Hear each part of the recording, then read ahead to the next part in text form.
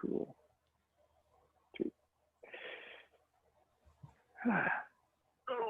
Oh. All right, well, it's good to see you guys this morning. So props for today, for the yin part of class at least. Blocks are helpful. So if you don't have blocks, something solid like a textbook or any kind of hardback book, not the Srimad Bhagavatam, that would be bad. Blankets are always helpful. If you don't have blankets, go strip your bed with sheets and they'll be just fine. Comforters are good. Anything that's just nice and padded. We're going to do some stuff on the knees today, so if your knees get crunchy, blankets are going to be really helpful.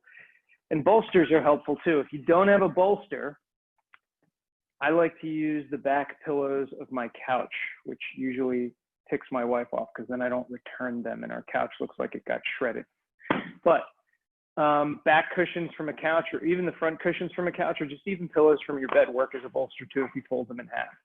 So you might need one of them for a couple of postures we're going to do today. Shouldn't need a strap, so you don't have to worry about that. And then anything you want for yoga nidra, anything that's going to make you really comfortable in shavasana. So more bolsters, more pillows. You can build yourself an entire fort full of them if that makes you feel good. And we will get started. So once you've got your props all set up and ready to go, we're going to start in a squat. So really easy, we just come to standing. And then we sink ourselves down into a squat. Now, we're going to be here for a little bit. So sometimes it's helpful to have a block, or maybe even a couple of blocks underneath your rear end. And we just start in our squat.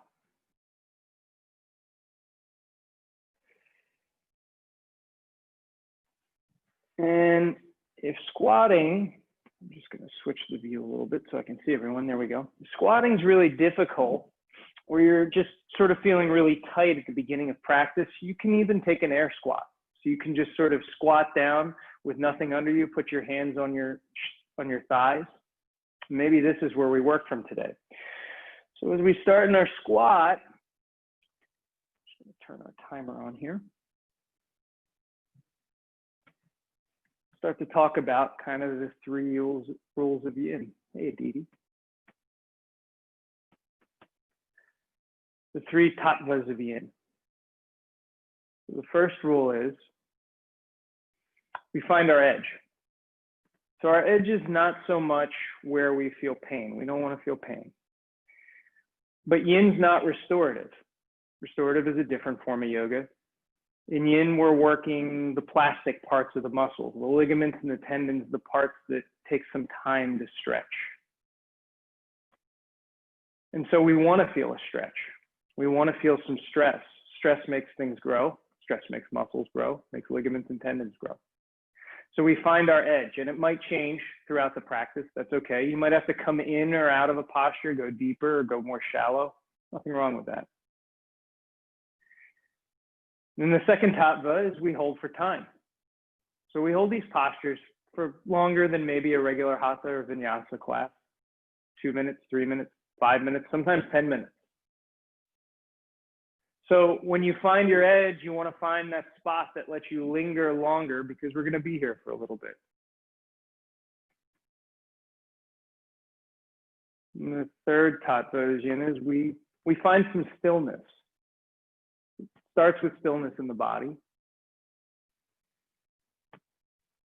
Maybe that's just really difficult for us today. Maybe we fidget a lot. It's okay. We work on that stillness. And then if we can find some stillness in the body, we find some stillness in our breath. So please breathe. Please don't stop breathing. I don't want anybody to faint while they're in their squat and fall forward. But we just try to find a regular breath. No ujjayi breath. Just some stillness there. And if we can find stillness in our breath, maybe we start to work on finding stillness in the mind. It'll be really difficult. Mind is I've often heard it referred to as the monkey mind. likes to go all over the place, likes to reach at shiny objects. It'd be difficult to cultivate that stillness. Difficult to tether the monkey mind.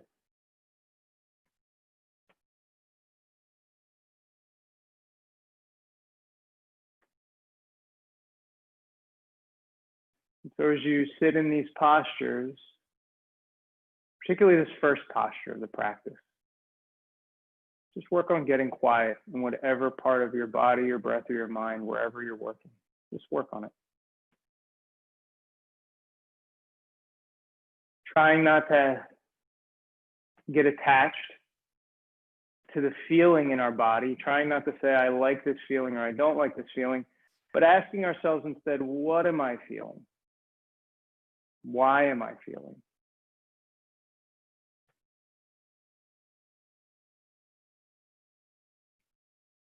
And when you're ready, you can start to bring yourself out of your squat.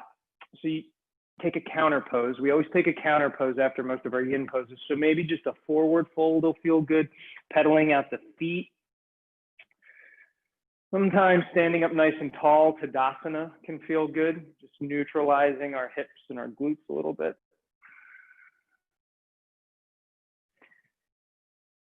And then after you've taken your counter pose, and take your time, we take our time in yin, there's no rush.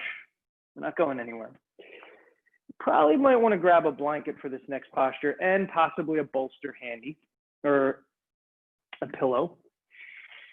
We're going to take a version of half butterfly. So we come to sitting on the mat. Let your left leg go out long. And we're going to inner rotate the right thigh. So we're going to turn the right knee down towards the mat. Now this might feel really intense. We don't inner rotate our hips so much. So if your knee is feeling really intense, or if your hip's feeling really intense, it can be helpful to sit on a blanket and give yourself a little bit padding under your rear end and under that thigh. If this still feels really intense in the hip joint, really uncomfortable, you can start to work your heel back towards closer to your glute. Might take some pressure off of this hip joint. Or you can keep your foot worked farther out. Not so much worried about our alignment in yin, more worried about what we're feeling. So find the spot that's going to let you hang out longer in this posture. And then once you've sort of gotten to that edge in the hip joint, the right hip joint, we can fold over the left leg. If you've got a bolster, sometimes it's nice for a bolster or a pillow to sort of give you a place to hang your chest. Remember, the nice thing about props in yin is we can always remove them as we sort of get deeper into the posture, as our body begins to open up.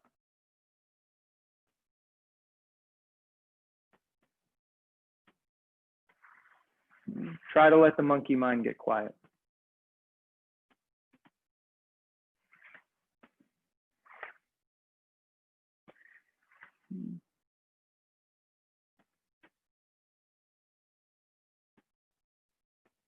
When we come to the monkey mind, I've got a story about monkeys. Is it okay if I tell a story about monkeys? All right, Aditi's giving me the thumbs up. Awesome.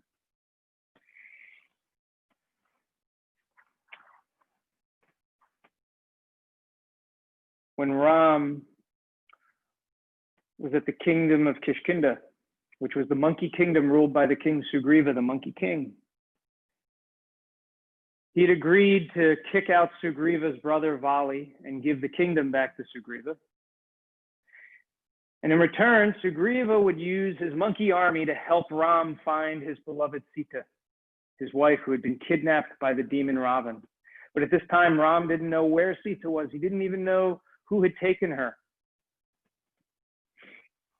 And so Sugriva sent his armies, his vast monkey armies, out to all four corners of the world, north, south, east, and west, over the four corners of India.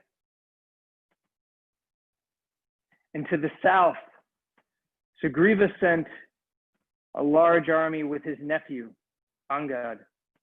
And with Angad went Hanuman, who was Sugriva's advisor and a great yogi and a great servant and friend of Ram. And as Angad and Sugriva, or as Angad and Hanuman and their army begun to search, they searched the towns and cities in the south. And beyond the towns and cities, when they had found no trace of Sita, no word of where she might be, they headed farther south down the Indian peninsula. They searched through forest and over rivers. And eventually they came to a great plain in front of the Vindhya Mountains. The Vindhya mountain range was very desolate. The plain was very desolate. Early on in the history of the world, it had been cursed by a great rishi whose son had died. And so it was desolate. Nothing grew there but little scrub brushes and moss.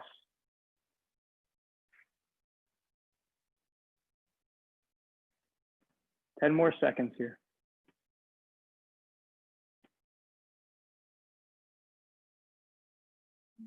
When you're ready, start to bring yourself out of the posture. So be very gentle. We've inter-rotated that right thigh, that right hip. So sometimes some external rotation might feel good, maybe for straightening the right leg and then maybe letting the right foot fall out to the side. Maybe even butterfly feels good as a nice counter pose here. And we did some forward bending. So maybe butterfly, pressing your hands down, pushing your heart forward can feel good here. But again, whatever makes you feel good for your counter pose, whatever organic movement you want to take. And then we're going to move into our next posture. So keep your blanket handy. Might even want some blocks on your side. So come to tabletop and then go ahead and bring your right leg or your right foot in front of you. Pad up the left knee. At least I like to pad up my left knee because why not? So we bring the right foot in between the hands and then we start to take bowing dragon. So we send our left glute down towards our left heel and we straighten our right leg. Now, this might feel a little awkward, particularly because we don't want to use too much strength in you and we want to let gravity do the work. So if you've got another bolster or a blanket, putting it under that left glute might just help give you some cushion. Sometimes it's helpful to have our hands on blocks here. Bring the floor closer to us. And you can feel free to lock out the right knee if you want. We're not taking any dynamic movement, but you don't have to lock out the right knee. Just because we can do something doesn't mean we should do something. We take bowing dragon.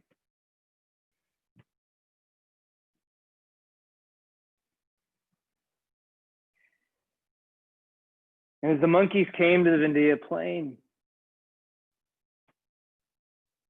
desolate, no food, no water. It had been weeks, and Sugriva had given them an order. You have 4 to each one of his armies, including the army of Angad and Hanuman. He said, the king had said, you have 4 weeks. If you don't return in 4 weeks, I'll be very angry with you. See, Sugriva knew that his army was full of monkeys. Monkeys can get distracted. It's important to keep them on a strict timetable. And so the monkeys went through the Vindhya plains, through a desolate forest, and eventually they found a cave in the side of the mountains. They were so thirsty and so hungry they hadn't eaten in days. They saw a blue glow coming from the cave, blue and gold. And as they started to make their way into the cave, it opened up into a huge cavern. They could hear water dripping. And in the cavern, there's piles of gems and jewels, trees with fruits as big as their heads, pools of water, pure, clean blue water with lotus flowers floating on top of it, and a huge table set up with all sorts of delectable foods. The monkeys were shocked. What was this doing inside of the Vindhya mountain?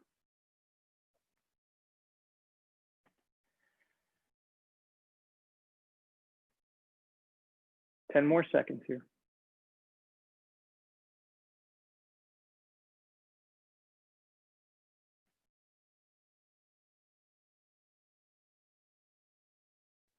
Start to bring yourself up out of this posture now. We're not taking a counter pose here. We're staying in the land of dragons.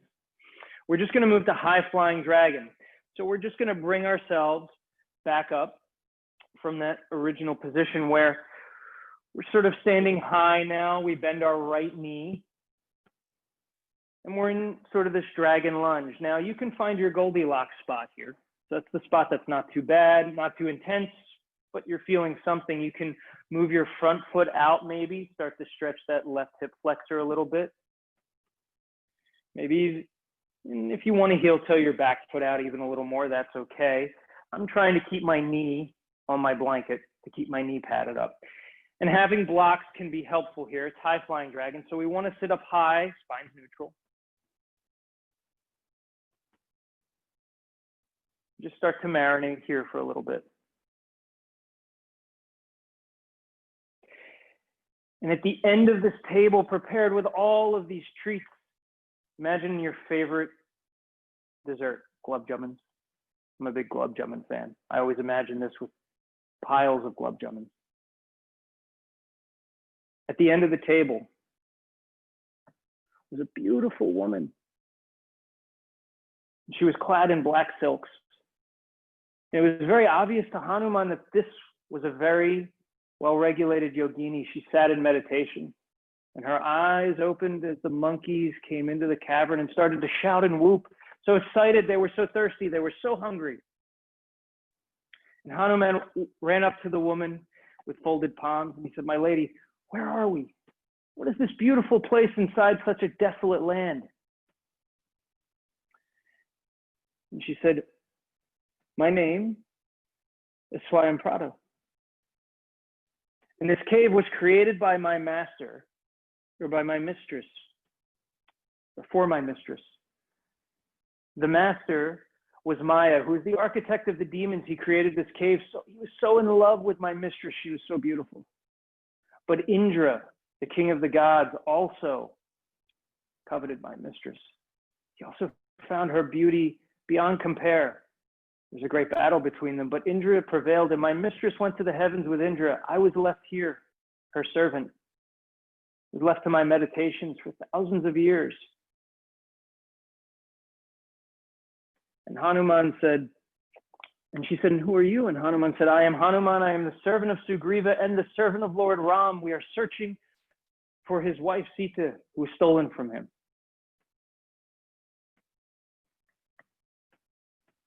And Swayamprabha said, I'm aware of Ram.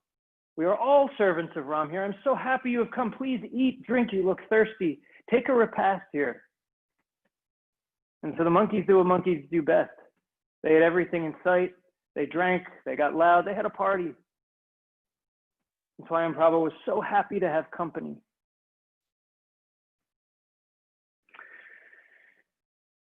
Starting to move out of this posture. However, we're still in the land of dragons, so no counter pose just yet. But if you've got your bolster, you may need it for this, or your pillows, or whatever you're using that's a bolster-like object. I like to put it under my hips for the next posture. So we're going to come into a full dragon split. So start to walk your front foot up all the way. We're coming into a split as best we can. So you may want to, it might be helpful to stick a bolster under both hips here. Sometimes it's helpful to have the blocks in front of us to stand up tall. And remember, no ego in yin. We're finding the spot that lets us linger in the posture, not the spot of intense uncomfortability.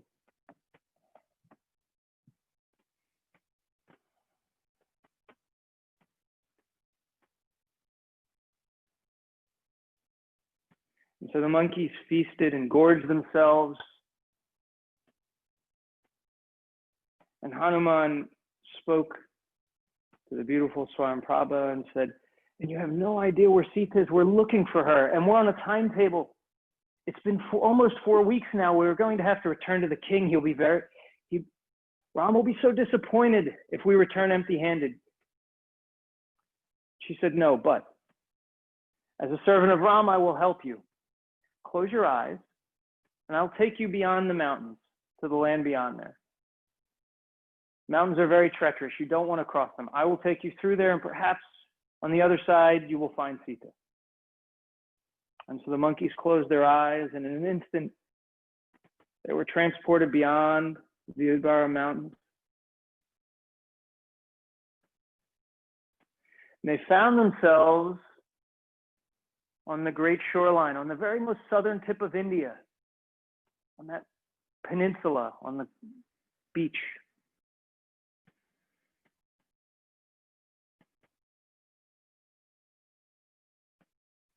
And they began to get disappointed. Where could they go? They were at the very end of the land. Beyond them was the endless ocean. The waves were lapping up against the shore. They smelled the salt air. They began to get depressed.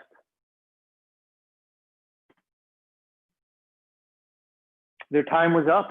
It had been almost 4 weeks. They spent a week searching the entire shoreline, but to no avail. No Sita, not even a person to talk to. They were hungry again. They were thirsty. Began to despair. All right, we're going to leave the land of dragons for a minute. So when you're ready, start to very gently pull yourself back together, bring yourself out of the posture, and then we take a counter pose here. So tabletop can feel good. Sometimes getting on your back and windshield wipering the legs can also feel good here. Sometimes standing and just taking a forward fold, dangling, can stretch out the hamstrings a little bit. It can feel nice, and pedaling the feet.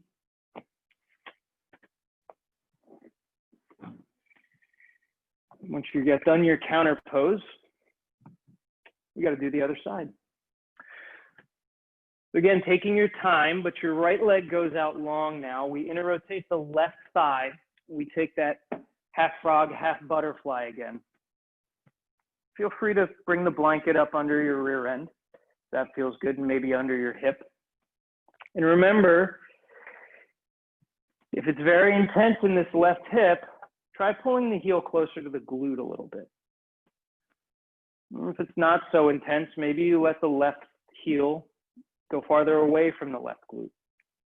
And then maybe a bolster to fold over once you found that good spot in your hip, your left hip.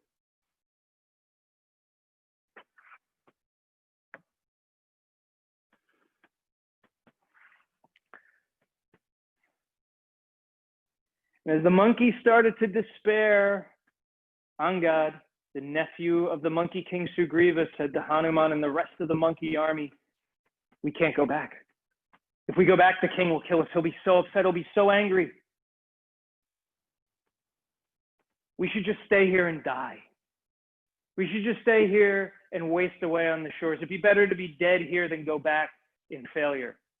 And one of the other monkeys piped up and said, "Why should we stay here and die? Let's go back in the cave. We had that beautiful woman, that great food, all their shiny jewels. Let's just live out the rest of our days there. Sugriva will never even have to know. He'll never know.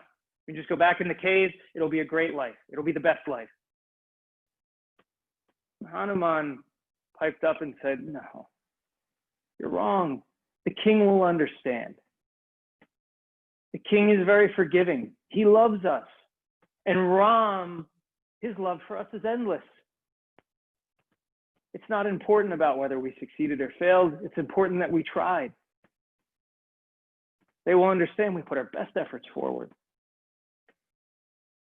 Angad was very upset to hear this. You see, Sugriva had kicked Angad's father, Vali, out of the kingdom, and had taken the kingdom back over for himself.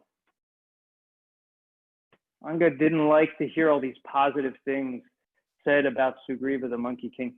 You ever been in that situation? You're really angry at somebody, someone else comes up and says all these good qualities about that person, and the first thing you can think of is how angry you are at the person complimenting the person you're angry at. It's like that chain of anger. It runs from being angry at the first person to then angry at the person who recognizes that other person's good qualities.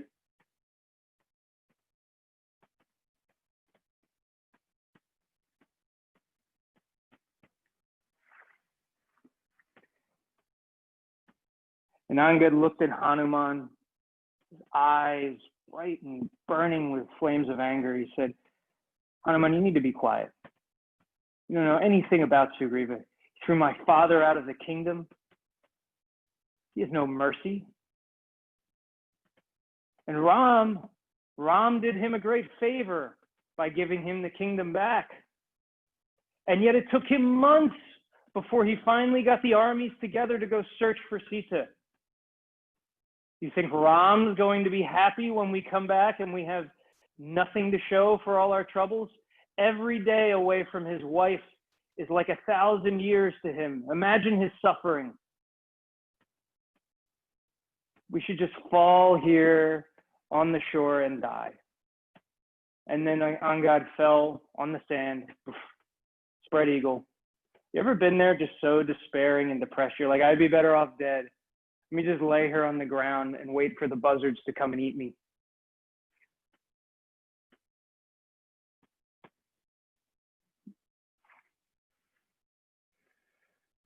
And we're going to move to the land of dragons again. So you can come out of this posture when you're ready. Some external rotation of that left hip could feel good. Again, maybe that butterfly and pressing the heart forward with the hands behind. Maybe straightening the legs, sort of just bouncing the knees up and down very gently can feel good. Whatever helps sort of work out some of that stretch. And then bring yourself into a tabletop. I'm going to pad my right knee up this time. Bring the left foot in between the hands and start to sit my right butt cheek down on my right heel for bowing dragon, folding over the left leg. So again, bolsters between your glute and your heel can be helpful. Blocks can be helpful here.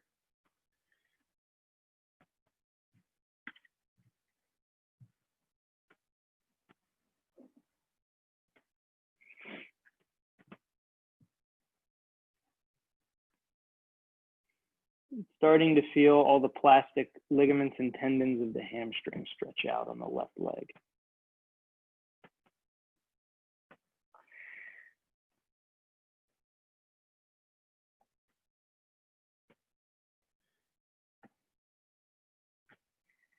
And as Angad sat there, spread eagle, and the rest of the monkeys began to lie on the beach,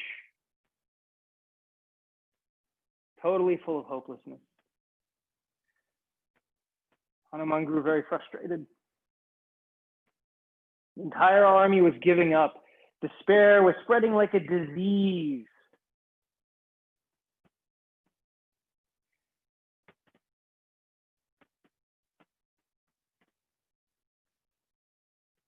And Angad said,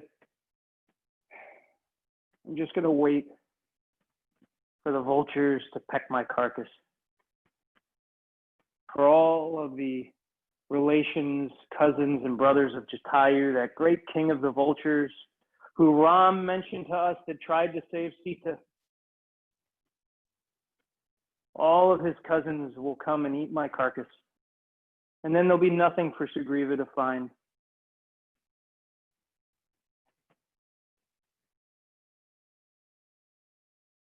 And as if he were a prophet, an old buzzard did show up. But this old buzzard had no wings. It began to walk sort of down the beach. And its ears perked up, its little ear holes. I guess buzzards don't really have ears. So its little ear holes, its head perked up as it heard the name Jatayu. And it said to the monkeys, to Angad, and to Hanuman, who talks of Sugriva? Or who talks of Jatayu, rather? Who talks of that brave vulture king? He was my brother. How do you know this man, or this bird?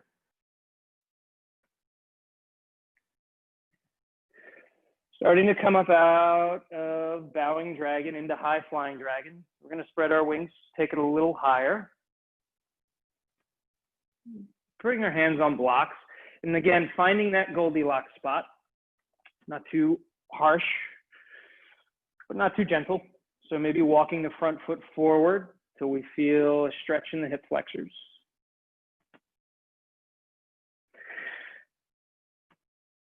And Hanuman related the story of the brave Jatayu to this old wingless buzzard, about how Jatayu had tried to protect Sita from her kidnapper and had been killed by Ravan, the king of the demons. And this buzzard said, "My name is Sampati, and Jatayu was my brother. I'm so upset to hear of his death.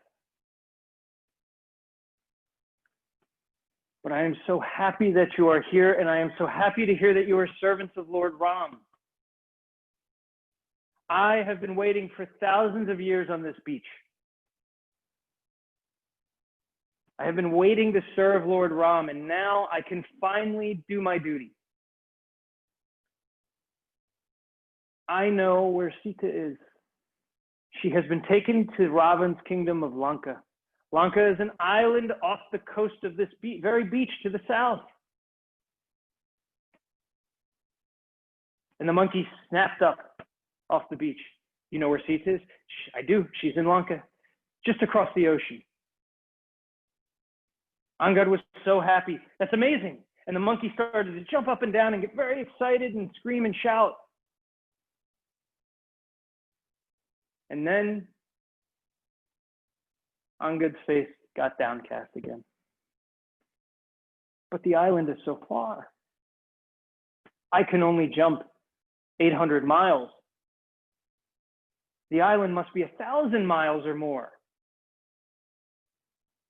He looked to the other monkeys. "How far can the rest of you jump?" And some said 100 miles, some said 200 miles. There was a great old bear, Jambavan. He was the king of the bears. He was with the army. He was old, but he was very wise. And Jambavan said, "Well, in my younger days, I could jump thousands of miles, but now maybe only 700 miles. So start to move into our full dragon split. So if you've got your bolster, maybe bringing it under your hips again for this side will feel good. Maybe keep your blocks with you as you stretch your right leg out long. Flip your toes towards the sky. Sitting up tall, best you can. And then Jambavan turned and looked at Hanuman, who sat in meditation on the beach. He said, "Hanuman, how far can you jump?" And Hanuman said, I can't jump very far. I mean, not 1,000 miles. Jambavan said, you're crazy. You're Hanuman. Don't you remember? You are the son of the wind god Vayu. You can jump for thousands of miles. You can grow very big and very small. Your strength is unsurpassed. Hanuman, don't you remember? And it was as if a veil had been lifted from Hanuman's eyes. Suddenly, his eyes lit up, and he started to grow bigger and bigger. And he said, "Yes, I do remember. I do remember.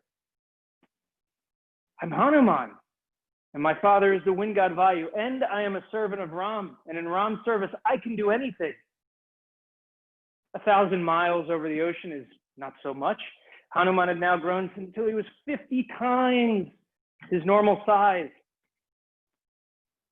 And he leapt off the beach across the ocean, shouting, "Victory for Ram!" Fist in the air, and he took a great leap across the ocean. And he made it to Lanka. And he had many adventures there, which is a whole other story.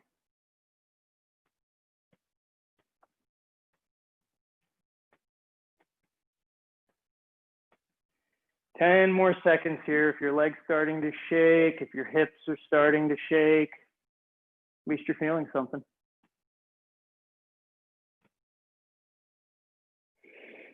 Go ahead and start to pull yourself back together. Be very careful. Be very gentle with your hips. And again, taking a counter pose. So tabletop can feel good. Sometimes moving the hips back and forth, windshield wipering the leg, getting on your rear end, that can also feel good. Or standing into Tadasana, or even a forward fold, dangling, pedaling out the feet. And then once you've gotten done this counter pose, come to lying on your back.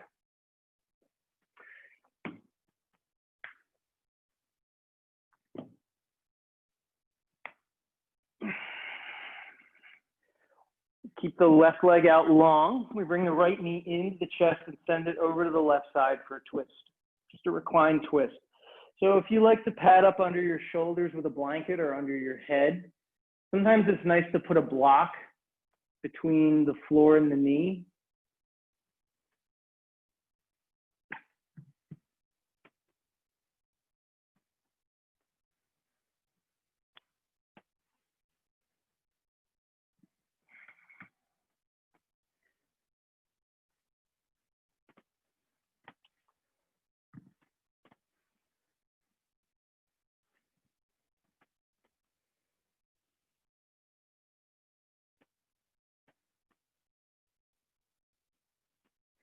Despair is a funny thing. Hopelessness is a funny thing. It's almost like a disease. It can spread very quickly. And it doesn't matter what the task that we're on, how good or justified it might be.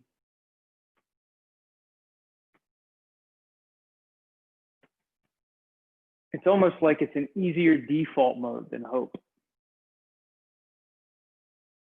It's easier to find all the negative qualities and all the reasons why we can't do something, why we can't be successful. It's easy to blame others. And it gets even easier if we have bad association, if we have people around us who are negative.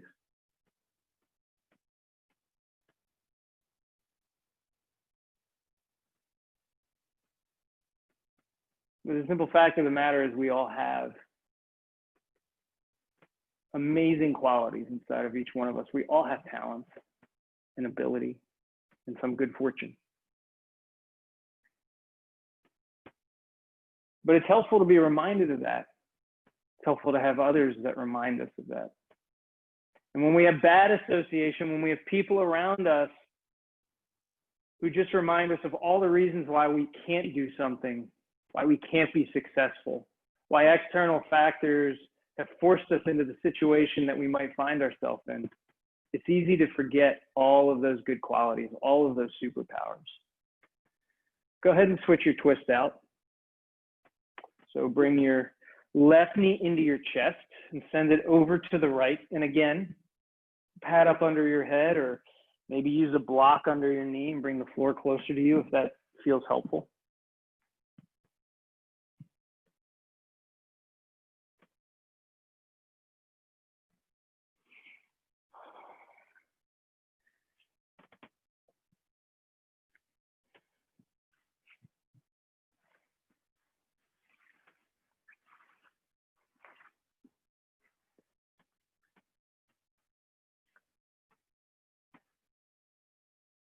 The people that I surround myself with ultimately influence my consciousness. Sometimes when I'm doing a job, I don't have a choice with the people I'm surrounded with. And so sometimes it can be very, very hard to take good association. But when I do have that choice, my free time and my leisure time, we have to pay attention to those we keep in our lives. We can either keep people in our life that bring us really high, can make us believe that we can leap 1,000 miles over an ocean like it's nothing. Or we can keep people in our life that let us die on a beach.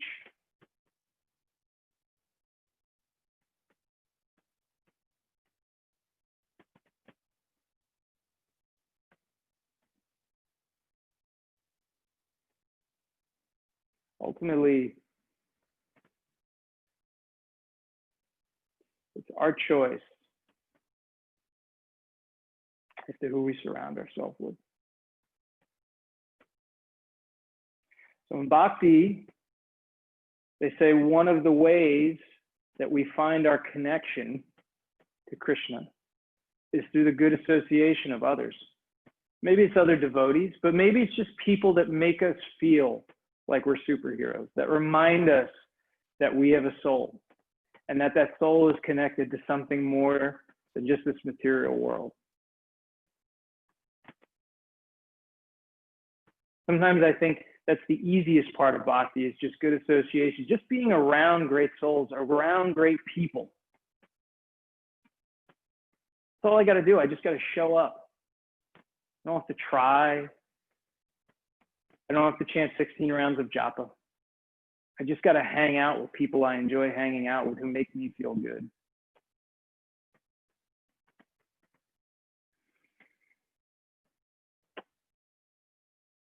Start to bring yourself out of your twist and get ready for Yoga Nidra. So if you like to turn the lights off or down low, or if you like to wrap yourself up in a blanket, in a cocoon,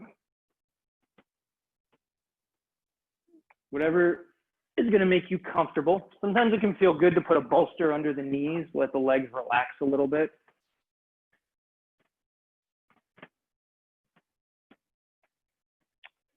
Take your time.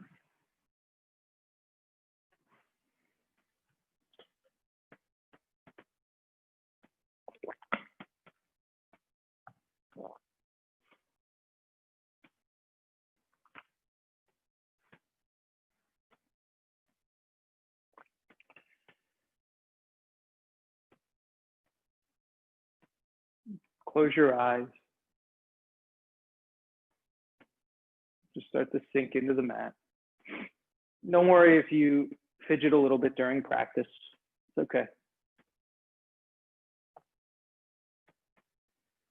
Just get comfortable.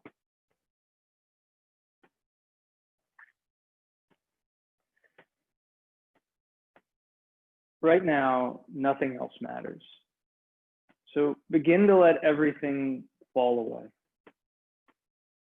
Nothing remains but your body and your breath. There's nowhere to go. Time is meaningless. This moment is for you alone. Remain conscious and aware while you're guided. Keep listening. Deep listening. Settle into your body. Feel your body sink into the earth. Feel the earth rise up underneath your body, a solid foundation supporting you as you stay awake and aware. Feel safe and at home here in the earth. 5. Feel the right half of the body soften, sinking into the earth. 4. Feel the left half of the body become subdued, falling closer to the ground. 3. Observe the front plane of the body, the part of the body facing towards the sky. Observe it become calm and relaxed. 2. Notice the back plane of the body, the part of the body closest to the ground, become untethered and unrestrained.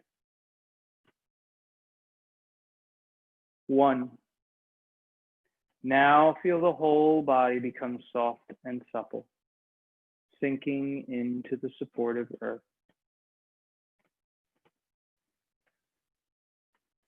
Imagine yourself now in a place that feels peaceful and calming. Peaceful and sweet. This could be somewhere that you know, or an imaginary place. It may be outside in nature that you like, such as the beach or in the woods, or it could be indoors, on your bed, in a chair, or a room that you like. Feel yourself here and begin to see all the surroundings, the colors, the light, the objects, the plants and the animals, if there are any special objects. See yourself here in this soothing, peaceful place. Feel the energy here calming and soothing. This is your inner sanctuary, your soothing, peaceful place that is always here for you. At any time during practice, you can guide yourself back here. If anything feels intense, odd, or uncomfortable in any way, guide yourself back here to your inner sanctuary. You can come back to this place anytime you would like. All you have to do is remember, and you'll be back here. Your inner sanctuary is always here and part of who you are. Come back when you want. It's part of the practice.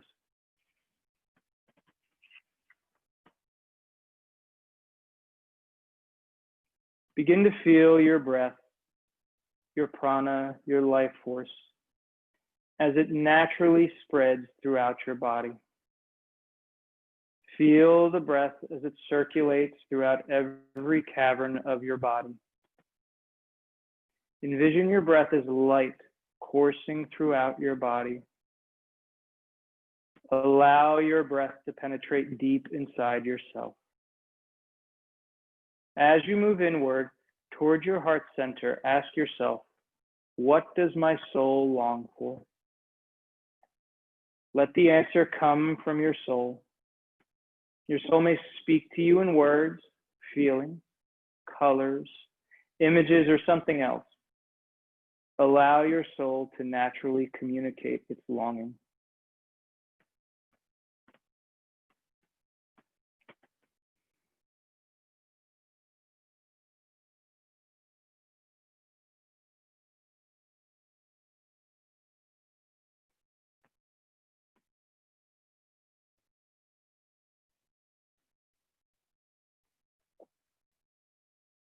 Now frame this longing as a positive statement in the present tense.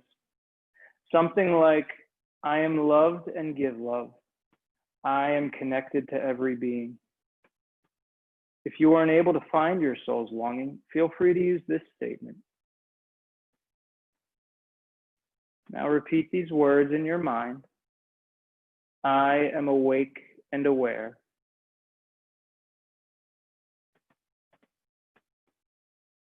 Awake and aware in Yoga Nidra.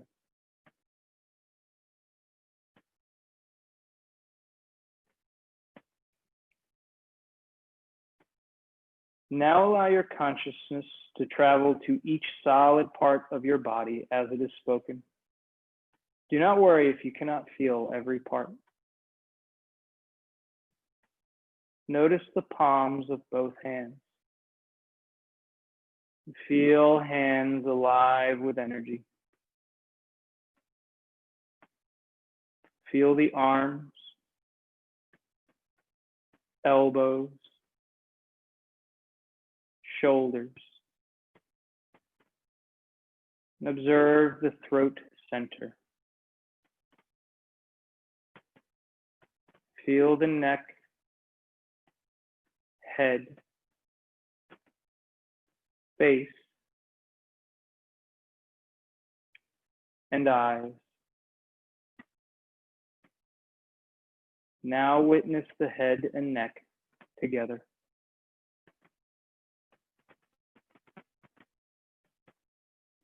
Notice the chest, belly, back, and feel the hips. Experience the thighs, knees, lower legs, feet, and feel all the toes.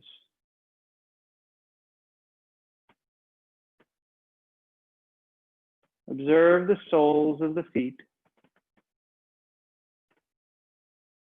And now feel the back body.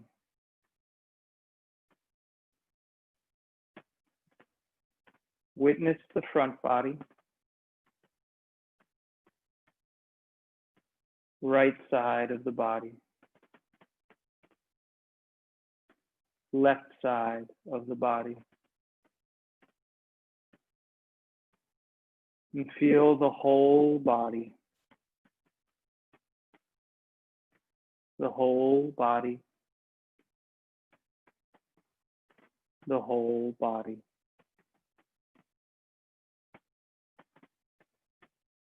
Now feel the hollow of each body part. Allow your awareness to occupy the space of these hollows as it is spoken. Mouth, tongue, throat, nose, nostrils, nasal passages. Feel the sinuses in the cheeks.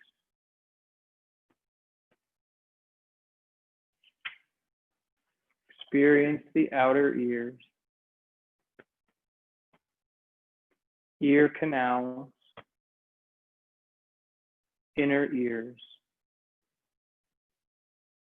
eyes, eye sockets. And feel the brain cavity. Observe the hollow where the skull and the spine meet.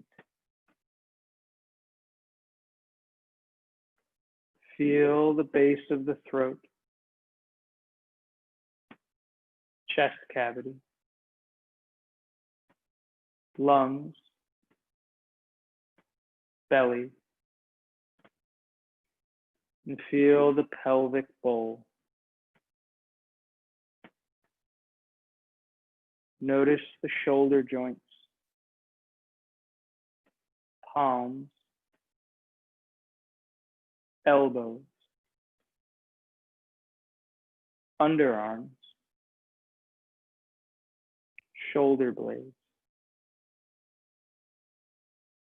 Feel the back and the whole torso. The whole torso. Observe the hip joints, backs of knees, knee joints, ankles,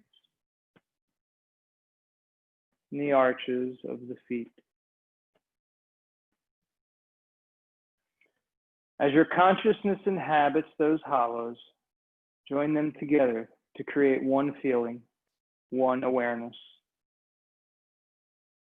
Allow this feeling to unfold entirely throughout the body.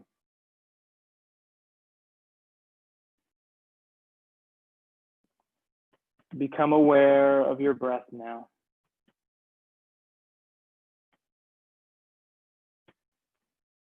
Your natural breath.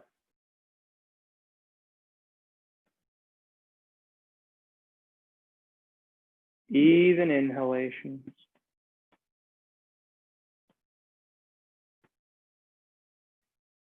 Even exhalations.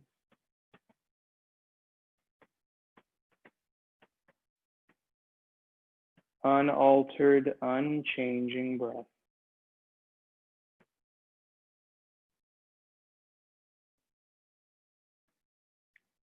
Begin to become aware of your exhalations.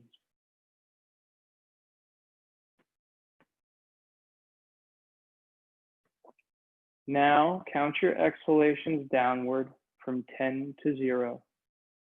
If you lose track of your count without feeling or attachment, begin again at 10.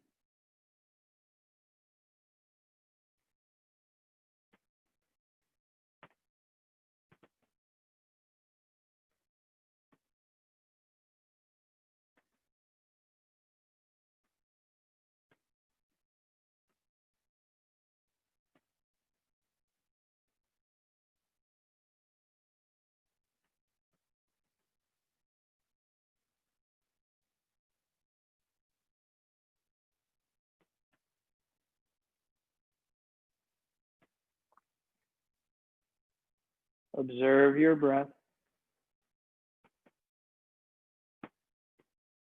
counting breaths.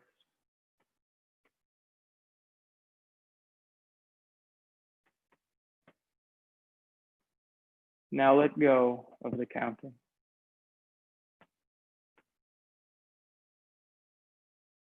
Now witness your breath as it travels through the hollow space of the whole body.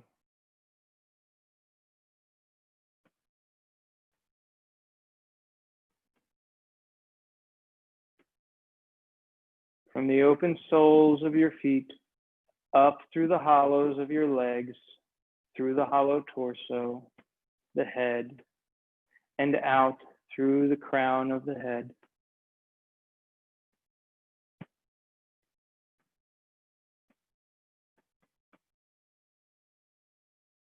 Breath travels through the hollow tubes of your fingers and hands, the hollow pillars of the arms, through the shoulders, neck, head, and out through the crown.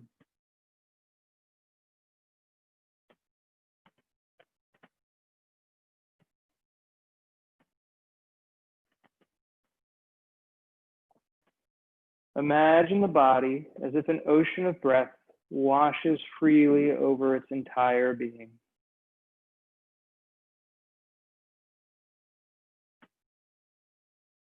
As the breath and tide wash out, they carry toxins, tensions, and blockages, clearing energy channels of any waste, leaving you completely clear and pure.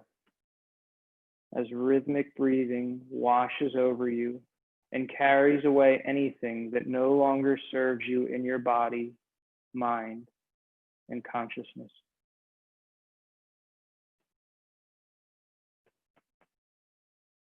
Carrying with it any old memories, habits, and ideas. Waves of breath wash out of your body, and any old emotions, unresolved conflict, or unaddressed feelings wash out with it.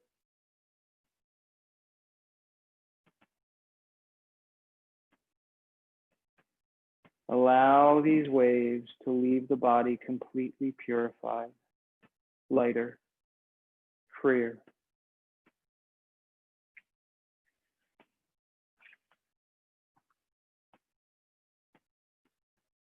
Now feel hopeful and open. Allow your body to completely open up to the feeling of hope. Let hope wash throughout your whole being, immersed in hope.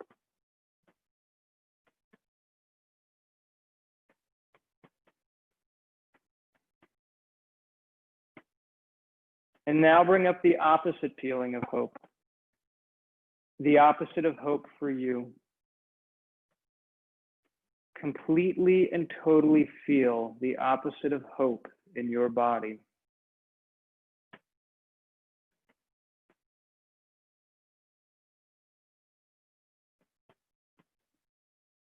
Let it spread throughout you.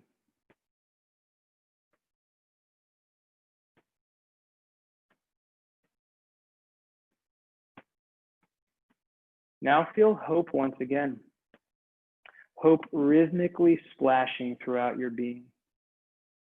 Remember a time when you felt so open, limitless, and full of hope. Fill yourself with hope.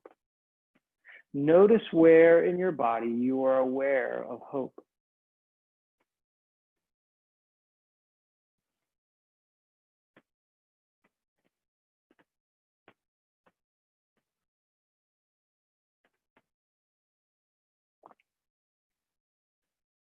And now feel the opposite of hope. Allow yourself to entirely experience this emotion.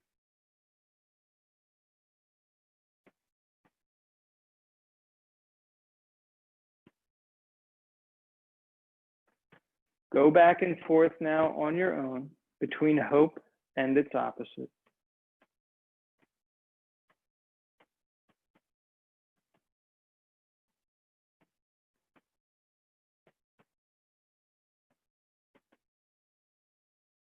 Now experience hope and its opposite at the same time. Completely feel both together.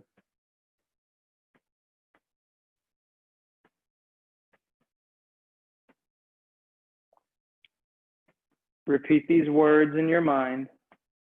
I am awake and aware.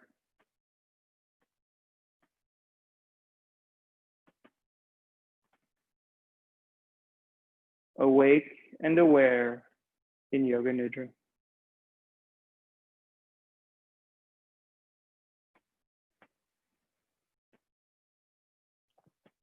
You are now beginning a journey. Use all of your senses, touch, taste, sight, smell, and hearing as you travel on your journey. You witness yourself from above or behind.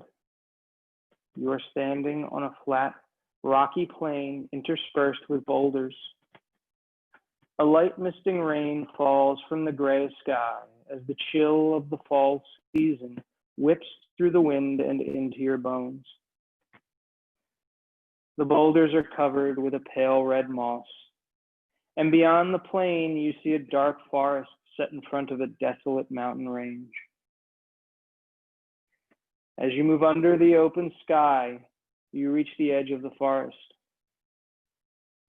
The trees have begun to turn, the leaves dropping from their dead branches to the wet earth. These leaves cover the ground, creating a damp carpet of yellow and orange, and your feet create a faint squishing sound as you walk in between the trunks of the dark, deceased trees. As you travel deeper into the dense forest, the slope of the ground begins to rise towards the mountain, forcing you to use the trunks and branches of the trees to pull yourself farther upward. The canopies and branches of deceased trees are thick, and their sides are covered with a bright green moss. The wetness makes this moss cool and soothing to the touch, and you can feel the vibrant life of this vegetation as you grasp and slide it between your fingers. Climbing higher up the slope, the trees begin to give way to a large cave within the side of the mountain. Moving through the opening, you walk down a narrow passageway that opens into a huge cavern. Stalactites, rocky formations hang from the ceiling, and moisture has dripped down, forming large pools of water. Covering those pools are glowing lotuses, which create a faint blue light within the water. As you walk through the cavern, this soft blue glow bathes your body and illuminates you on your way. At the other end of the chamber, you find another narrow passage, a passage so small that you must crawl on your hands and knees to make your way through it. Ahead, you see the end of the passage and smell fresh air and salt. Walking out of the passage, you notice that you are on the other side of the mountain. The mountain range is behind you now. To your front is a sandy beach with waves that lap gently against the shoreline under a sky tinged with the violet of the setting sun. You run towards the ocean, feeling the fresh salt air blow against your face. As your feet squish onto the sand and splash into the water, you feel the waves wash over you. You feel connected with the ocean, the endless expanse of the sea. You feel full and boundless, limited by nothing as the waves bathe your body in clean salt water. In your mind, you review your journey, seeing the narrow cave leading back into the glowing blue cavern, the cavern leading to the other side of the mountain through the moss-covered trees. And from the moss-covered trees, your memory takes you to the damp carpet of leaves on the forest floor, eventually opening up to the rocky and barren plain. Yet this lasts only for an instant, as the waves wash over you once again, cleansing yourself of past memories and troubles. Cleansing you of past memories and troubles. Recall now your soul's longing and your positive statement. Remember it, pure and cleansed, unbound by past difficulties and attachments. Repeat it 3 times as though it is already happening, as though it is already truth. This experience makes it truth.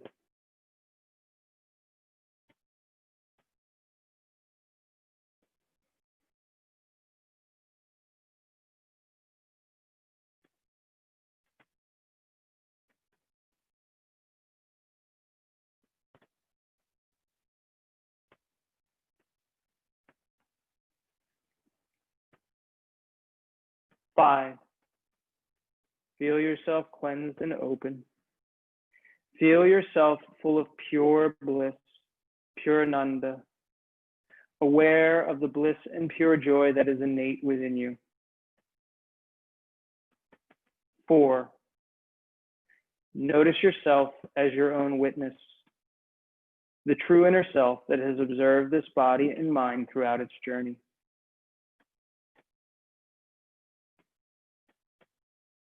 3, and now begin to observe your awareness, your subtle body as it flows through your thoughts and feelings.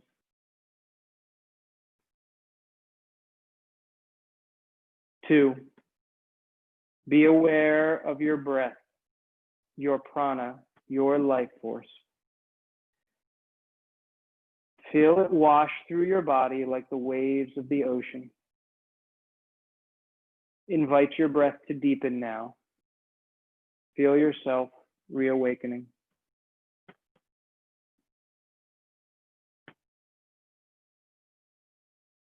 1, now notice your material body. Feel your back on the ground. Feel all the points where your body connects with the ground. Feel the front of your body facing towards the sky.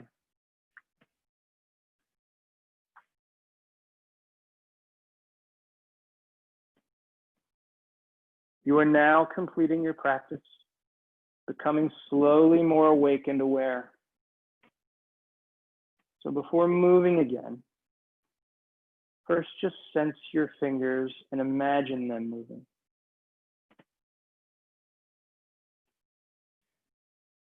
Now begin to wiggle your fingers, trying to feel every sensation as you wiggle them. Now notice your toes. Begin to wiggle your toes. And start to very gently rock your head from side to side. Just a slow awakening. And draw a deeper breath into your belly, into your chest. And when you feel called to do so, rock slowly over to your left side in a fetal position.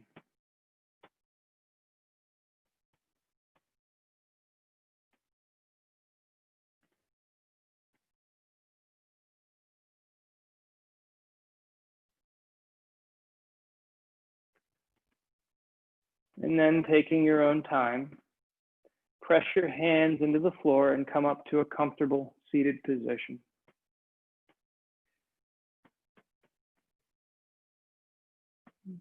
Eyes closed, hands at prayer at heart center. Taking your time, being patient.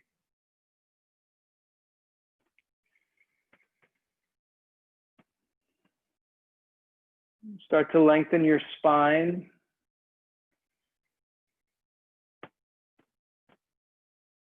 Feel the crown of your head rise.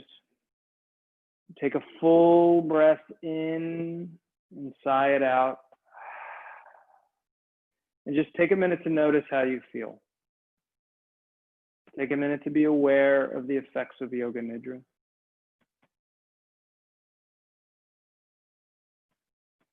ending our practice with the Maha Mantra. Hare Krishna, Krishna Krishna, Hare Hare, Hare Ram, Ram Ram, Hare Hare. Thank you for your intention and your attention. And thank you for letting me hang with you for an hour and allowing me to serve you. Enjoy the rest of your day. Namaste, everybody.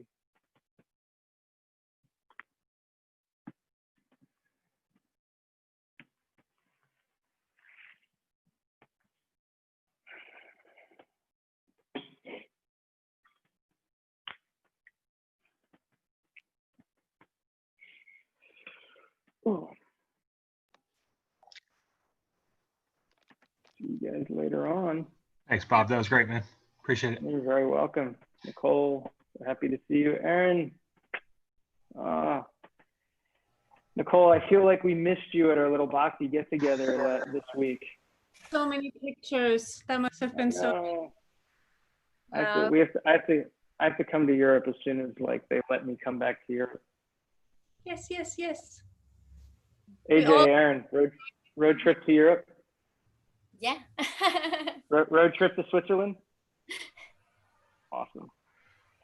All right, guys, have a good rest of your day. Thank you again. Thank you. You guys. Bye-bye.